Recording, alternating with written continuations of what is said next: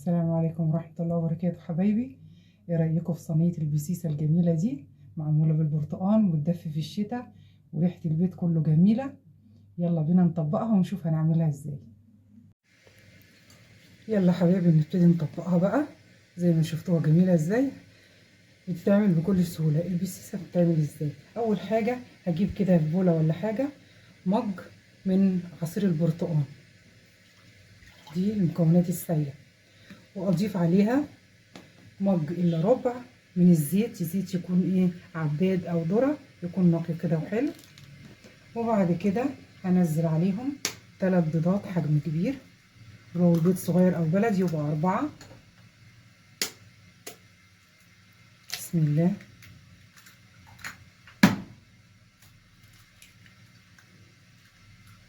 نزلت البيض، هحط عليه فانيليا بطعم البرتقال، بتعزز النكهه كويس جدا.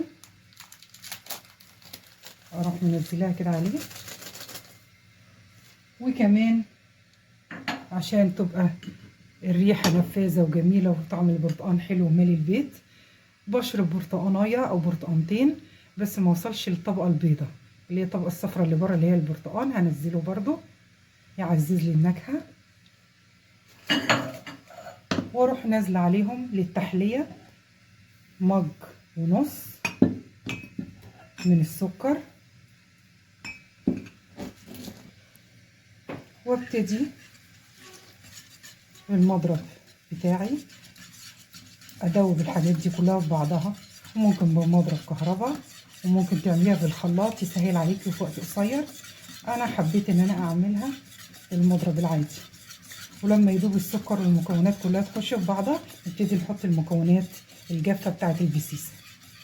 وعشان اسرع موضوع الخلط كويس وادوب السكر كويس، جبت المضرب الكهرباء ورحت ضرباهم كام ضربه كده بتاع 5 دقايق. وابتدي بقى اضيف المكونات الجافه. وطبعا عشان اعمل البسيسه انا جايبه مقدار مج ونص من دقيق الذره ومج من الدقيق العادي. مش هعملها بالدقيق الذره خالص، ليه؟ علشان ما يبقاش يشرق في البق وتاكليها كده تبقى تقيله وانت بتتاكل. فعشان تخففيها وتبقى مبلوعه وطعمها حلو، يبقى مج ونص من دقيق الذره مع مج من الدقيق العادي. وابتدي انزل المكونات بتاعتي كده. بسم الله. واضيف عليهم كيس كيك شيف او البيكنج باودر مع ذرة ملح، ودي سنة. بسم الله. واكمل بالمضرب العادي اخلط المكونات بتاعتي كلها. واثناء ما انا اصلا ابتديت اشتغل فيها مولعه الفرن. طبعا الكيكات او الحاجات دي درجة حرارة متوسطة او اللي هي 180. هخلط كل الحاجة كويس جدا، وبعد كده نبتدي نصبها في صينية مدهونة زيت او سمنة. ودلوقتي خلصت حبايبي اهو، ودمجت المكونات كويس كده. هبتدي بقى ايه، انزلها في الصينية بتاعتي، تكون مدهونة بالزيت او السمنة تبع رغبتك.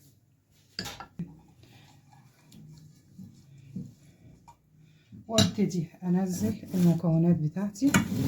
بسم الله.